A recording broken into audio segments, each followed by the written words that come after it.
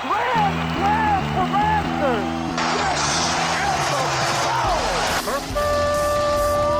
It's time for Blessed to Play on EWTN Radio, uncovering the role that faith plays in the lives of sports professionals from around the country. And now, here's your host, Ron Meyer. Meyer, score!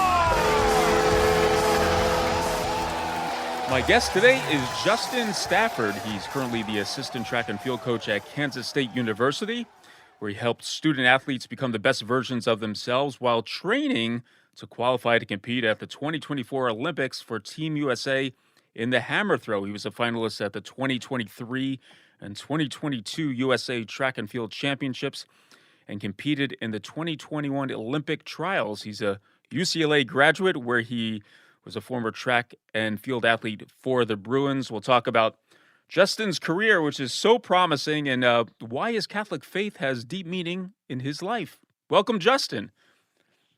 Thank you, Ron. I really appreciate it. Thank you for your time. Well, before we get into your hammer throwing ability and where you are right now, just looking over your family history, you definitely have the gene. You just had to activate it on the athletic side. In fact, I think your dad was a varsity letterman at Cal. You had younger siblings who compete at the collegiate level throwing the hammer. Former guest on the show, your sister Jillian is one of them.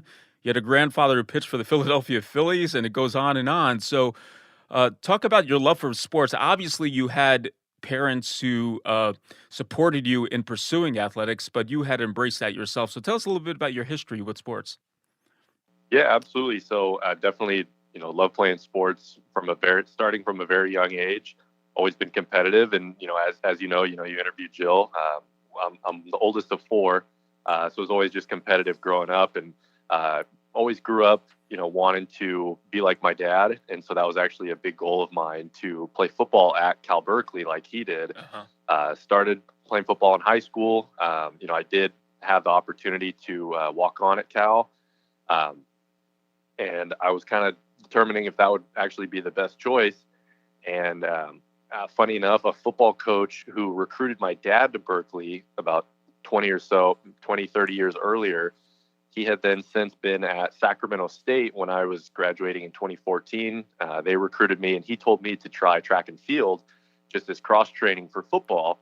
And so I was like, okay, sure. And long story short, got into the throwing events and absolutely fell in love with them, had phenomenal coaches. And from there was kind of determining if I should do football or track at the next level. I just wasn't sure. Decided to go to Saddleback Community College to do both. And then the throws coach there really just kind of persuaded me and challenged me to go all in on throwing.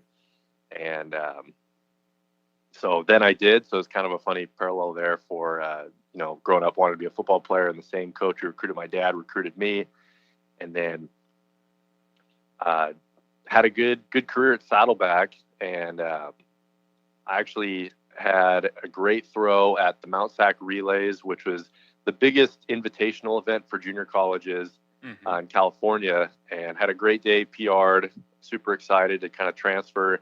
And the very next day, I actually broke my back in a weightlifting accident. Oof. And that kind of changed the direction of my life from there. So from Saddleback, you decided to go to UCLA, and you mentioned this back issue, and I don't know if that was going to hamper your ability early on at UCLA, but talk about going to UCLA, throwing for the Bruins, and how you progressed there as well. Yeah, absolutely. So got injured in junior college. It was an 18-month recovery process. Thank God I made a full recovery. And then, ended up transferring to UCLA, transferred in spring of 2017. And it was a rough adjustment. I knew it was going to be a higher level of competition, but, you go from junior college and then to UCLA, academics are, a lot harder. The level of competition is higher. And that's exactly what I wanted. But I actually ended up fouling half of my throws in competition, just under half, and ended up fouling out at the first level of the NCAA championships. It was called the regional meet. And after that, I knew I would never let that happen ever again. Worked extremely hard, ended up qualifying for the NCAA national championships my junior and senior year. became a 2-time second-team All-American. Was really, really fortunate to have had a great coach, amazing teammates. Had a great experience at UCLA. Well, talk about what you need to do to be the best thrower that you can be. I mean, a lot of these competitions just come down to feet, and someone has to get the edge. So, what do you need to do to get that edge to your competitive guy, obviously, to get, to outperform the competitors in the field? Yeah, so great question. And like you said, I mean, it's a game of feet. And really when, as you get better in the sport, it's a game of inches and then a game of centimeters. And, it's a lot of repetitions, a lot of technique, rhythm, timing. I've been very fortunate to have had great coaches who have done the events at a high level. My coach at UCLA is also a UCLA grad himself. And he also threw at UCLA. He's a former record holder at his time there. Yeah, technique, rhythm, and timing. You have to really be a student of the game. And something that also attracted me to throwing was that, versus other sports growing up that are more team oriented, you could have a great day and maybe someone else doesn't, or, you're really not doing your job and, other people are doing great. And so you guys don't win together. But in track, you're totally responsible for your success and your failure. And so knowing that, it's really, hey, what you put in is what you're going to get out. And so it's really those who, put in the most work. It's almost like a psychological advantage where you can just kind of look people in the eye and be like, you know what, I know what I've done and I can go in there and just compete and do well. It's kind of multifaceted, but there's a lot that goes into it. Absolutely. Blessed to play Ron Meyer. We're chatting today with Justin Stafford. He's a former UCLA Bruin hammer throwing on the track and field team, and now he's competing at the international level, also competing to win a spot, hopefully, on Team USA in the 2024 Olympic Games. And let's talk about this scene now, the competing for Team USA. I know you had a great showing, if you will, at the 2023 USA Track and Field Championships, finishing in 6th place. And we talked about feet and inches and came within 10 feet of representing Team USA at the 2023 Track and Field World Championships in Budapest. And I know this is the goal. So what does it mean now when you're going against the best of the best? I mean, you're taking it from collegiate level where you did great at UCLA and now you're more on the national, international scene. How has your life changed in preparation to achieve your goal to represent Team USA? Yeah, so I would say it's just been a continual focused journey. The Olympics, it's every 4 years, and so it's really a full commitment, a 4-year full commitment toward a certain specific goal. And so, it's a lot of habits done over and over and over again. Had a conversation with one of the best shot put coaches, really of all time. His name's Art Venegas, and he was a former coach at UCLA. And I asked him, hey, he's coached several Olympians, world champions, and I asked him, hey, what's the difference between the best of the best versus those who, they're great, but what separates the best of the best? And he actually said they're boring people, when you look at their life. And so I always thought that was interesting, but it's true. It's, you do the same things every single day, constantly challenging yourself to give your best effort every single day. And it's just consistency. Yeah. So it's stacking that on top of each other. I've been fortunate to compete against, handfuls of Olympians and, a lot of the other guys who are at the top of their game in the world rankings. And it's been a process, like from when I first graduated, this is new, but then now it's very, very familiar. And, I'm working my tail off to make that team. So, it's just a continual process, but really sticking to it and, really believing in yourself. Have to be all in on what you can do and, trusting God that it's, just sticking to it and it's going to work out. Yeah. And what is the interpersonal relationships on the national scene? Obviously, you're competing against each other, but is there a strong fraternity or you kind of got to put the friendships on the back burner? How does that work out within the hammer throw community, if you will? Yeah, so that's a great question. And it is definitely like a big fraternity. It's a great group, a bunch of great guys and girls on the women's side. Everybody's very supportive of each other. And that honestly wasn't something I was really expecting going into track and field, but it really is a relational sport. And I'm really fortunate because I feel like I have friends now. I could couch surf all around the world now, with friends from different countries. And even with the guys that, in the United States, even though the USA Championships and Olympic trials are, very high pressure events. And I mean, personally, I love that. But still, everybody's very supportive of each other. So it's a cool, unique environment to be a part of. How about mentoring now? I know you're going to be an example to other athletes who might not even be, introduced to hammer throwing or the discus or stuff of that sort. Do you reach out to certain types of athletes to get them involved and maybe, try it out to see if they have a talent in that field? Yeah, definitely. And I feel like I'm very honored to kind of be in that position because I had no idea what the hammer was when I first started when I was 18 years old. And, I was, again, very fortunate to have had great coaching that allowed me to progress to, the next levels. And I know that kids, that went to my high school and surrounding areas, they saw that and like, oh, well, that kind of paves the trail to be able to get into a good school. And so it's been cool to see a number of kids that are now competing at the collegiate level and doing well. I know now with being a volunteer assistant at Kansas State, it's a great honor and opportunity to be able to work with current student athletes and just showing how track and field can kind of be your, personification to personal excellence, to be the best version of yourself. And, how you do one thing is how you do everything. So you give your all on the track, you'll find yourself giving your all in the classroom, with your friends and family, work situations, whatever you got going on. It's given a lot to me, and so I'm very fortunate to be able to give back. So as the sport evolved during your course of, just throwing the hammer, I know like with athletes now, nutrition, the psychological dimension, all those things are important in getting the most out of an athlete. Has it evolved in that manner through your progression into the national scene? Absolutely.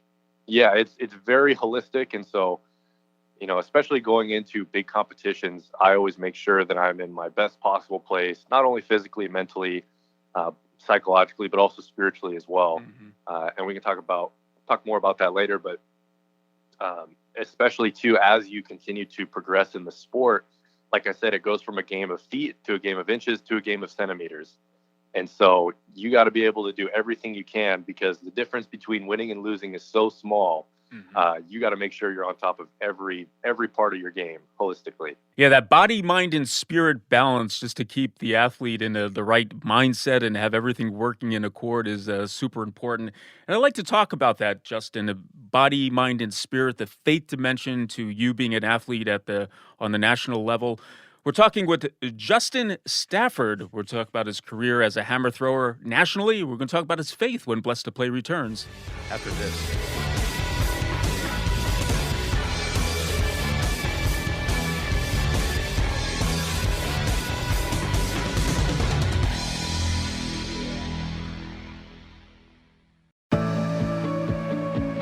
Carry the faith wherever you go. Watch your favorite EWTN show, series, or special, or listen to your favorite EWTN radio program at any time, day or night. EWTN On Demand brings all your favorites instantly.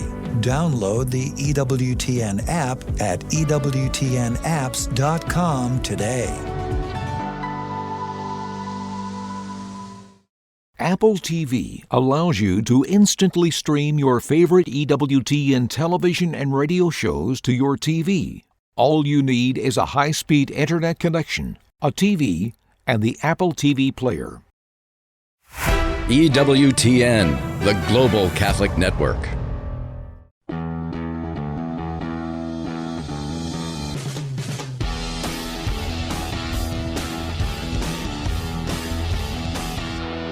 Welcome back to Blessed to Play. Ron Meyer joined today by Justin Stafford, a great track and field athlete. In fact, he throws the hammer, and he's trying to represent Team USA in the 2024 Olympic Games. He was a UCLA Bruin, where he competed, I guess it was in the Pac-12, and did quite well there for UCLA before going on to the national scene. He's also volunteering at Kansas State with the track and field athletes there. But Justin's faith is paramount in his life. And Justin, it's great to hear that a young man, puts faith first. Maybe our society doesn't say that should be your number one priority, and it is for you. But talk about how you came to that realization that faith should be numero uno. Yeah, so I would say that, I was very fortunate to grow up in a, good Catholic family. My parents have been amazing examples, and I've been inspired by my siblings, really. And, just grew up going to mass, and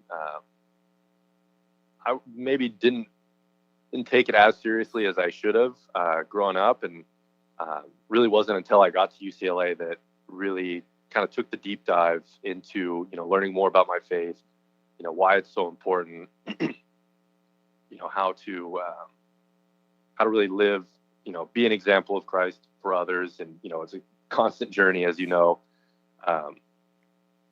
Got involved with some Christian clubs on campus. I would still go to mass, but it wasn't really like a Catholic club per se. It was Athletes in Action. Met some amazing people who really helped me kind of get back on the right path. And then, after graduating, got involved with some Catholic young adult groups, met a lot of inspiring people, and really just kind of made a full commitment of like, hey, this is who I want to be. It's a journey. It can be a struggle sometimes, but I'm so glad that, I've decided to, really make faith a very important part of my life. And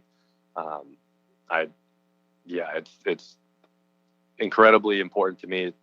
Definitely strive to make it the most important part of my life, and everything else kind of works out. So yeah, God has definitely been everything for me. Absolutely. Well, let's get your viewpoint or just perspective on this, because I think when we talk about faith and an athlete, we don't really correlate that more faith, better results. It really doesn't work that way. In fact, you had to overcome some tremendous adversity as an athlete. So, what's your perspective on faith, and how do you incorporate that in your daily athletic activity? Yeah, absolutely. So I'm a big believer in, you got to walk by faith, not by sight. And I think that, and I know that God has gifted me with, certain abilities, and I want to maximize those abilities. And as I said earlier in the podcast, I had a back injury my freshman year of junior college. A number of doctors told me I wouldn't be able to play sports again or lift weights. And to give more context, this was just a routine weightlifting exercise, barbell step-ups, stepping onto a box, and about 265 pounds on my back, and ended up stepping down on the last rep of my last set, came down on a faulty platform, sprained my ankle, lost my balance, and basically got snapped in half. And long story short, spent about 8 weeks in a hospital bed in my parents' living room for the most part. Wore a back brace for several months, 9 months of physical therapy. It took 18 months to fully recovery, thank God. And just kind of through that journey, just learned really how to do my best to walk by faith, not by sight, because all the evidence around me points to, okay, your athletic career is done. It's over. Your just physical health in general is not going to be the same. And I just remember thinking to myself, like, I'm either going to let this limit myself, or I'm going to somehow make this the best thing that's ever happened to me. And I really feel blessed and to be almost have kind of guided through that journey of really learning how to walk by faith and not by sight. And I, whenever life gets difficult, I can kind of go back to that time of really knowing, like, hey, you know what, you're doing the absolute best you can. You give it to God, and things are going to work out. Blessed to play Ron Meyer. We're chatting with Justin Stafford. He's competing on the national scene, hopefully to represent Team USA in the 2024 Olympic Games. He throws the hammer. And this was a great time of really introspection. I mean, you didn't know if you were going to compete. And we always talk about, uniting our sufferings with Christ. And you were doing that because you were such an athletic guy. And here you are basically not able to do anything, even walk. And there you are, you're just alone with your thoughts, I'm sure, for many hours. But did this bring you closer to your relationship with God during this time? And I'm sure it was a struggle as you were going through something in a state that you did not want to be in. Yeah, absolutely. So definitely a struggle, because there are moments where you're just like, shoot, well, why me? Right. But at the end of the day, it's good. Why you? You have an opportunity to really not only grow in your faith, but like you said, unite those sufferings, and really just give it to God, and for Him to use that for His glory, and for Him to use you, hopefully as an example or inspiration to others that are in another similar difficult circumstance. Mm-hmm. And so definitely was a journey, but throughout the years, definitely my faith has grown a lot stronger. So tough times, when we go through them, it gives us an experience, right? So we have that tough time that we went through, and now we bring that experience with us wherever we go, because we have that framework in our mind. So I'm thinking now, when you're competing at such a high level and people talk about pressure in sports and stuff like that, I think you've been through some pressure in your life, outside of the athletic competition arena. Has this helped you out in your perspective and also just as a competitor in what you're doing?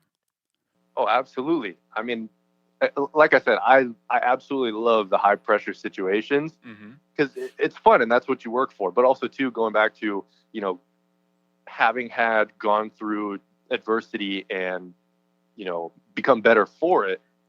Yeah, when things are tough, hey, I've been through tough stuff. I can do this. And also, too, just Hmm. looking at competition as, hey, this is fun. This is a blessing. This is something I get to do. This is a privilege to be able to compete at this level.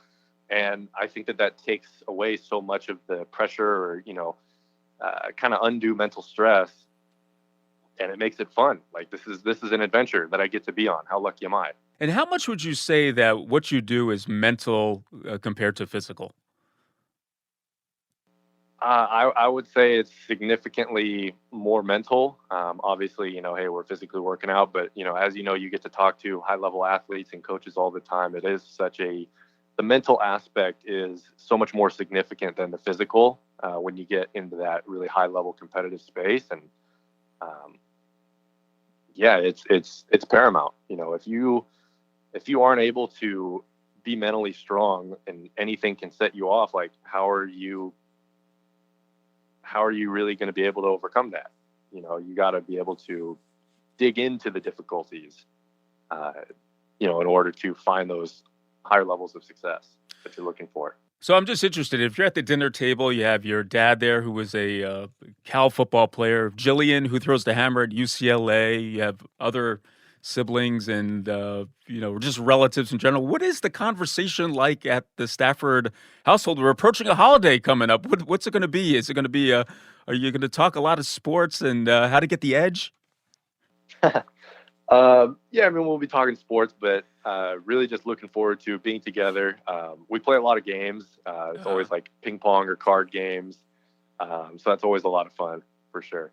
And as far as faith goes, I mean, I always like to ask athletes this: but what sustained you? I know as Catholics, obviously the Mass, and there's so many devotionals, but everyone has a different devotional, a different practice that they do. Maybe when they get up in the morning or when they go to bed in the evening. So, what sustains you? How do you get right with God or keep that faith perspective as you go through your day? Yeah, absolutely. So I wish I started this earlier, but just doing a daily rosary a few Hmm. years ago really, I so many graces come with that, and really just growing closer to Christ. And um, I would highly recommend that for any young athletes listening who aren't doing that. Also, too, just going to confession regularly. I think that's really helped me out a lot. And like we're talking about those highest levels of competition and like Olympic trials and um, USA championships, like really just kind of getting spiritually right. I can't recommend that enough. Really just kind of allows you to go into competition with a clear head. Um, and yeah, it's been a huge benefit to me. But also too, going to mass as much as you can. Hmm. These are things that I really wish I did. I really wish I did when I was younger. That I try to implement now as much as I can. But would highly recommend that to any younger athletes listening. I'm just curious. You competed at the Division 1 level. You're coaching at the Division 1 level. You're competing at the national level. What is the faith community like? Is more athletes gravitating towards faith? Do they take faith with them? Is it are you the minority? What is the climate like? Yeah, so that's a good question. And I mean, I've actually been learning a lot now going from California to Kansas. I moved in September to Hmm. start volunteer coaching at Kansas State. And the faith community is very strong, in Kansas. And so that's been really great to see. There's a lot of strong faith communities in California as well. But just from my perspective from, UCLA, there are a lot of great people and, who really strengthened me in my faith, but it wasn't as like culturally strong as it is in Kansas. When you were a track and field athlete at UCLA, I'm just curious about this. I know the rivalries within the Pac-12 now. The Pac-12 is no longer, but obviously UCLA, USC, Cal. Who was the big who did you get up for a little bit extra when you're competing on the track and field side? Oh, USC, easy. Yeah, that was a big deal, the dual meet every single year, and it was fun too. Like I said, my college coach, John Frazier, he was a thrower at UCLA in the '80s, and he would always give a pregame speech the day before the meet, and it got everybody in the right headspace. Of it just means more. It really does, and one of the biggest rivalries in collegiate sports. I was always, I was very excited and fortunate to say I did my part every dual meet. So a lot of high fives when you're playing USC. If you get the PR or something like that, if you're ahead on the on points going into a certain discipline, is there a lot of enthusiasm for that? Oh, absolutely. And too, USC always had some of the best throwers in the country, and so it always just brought that extra energy.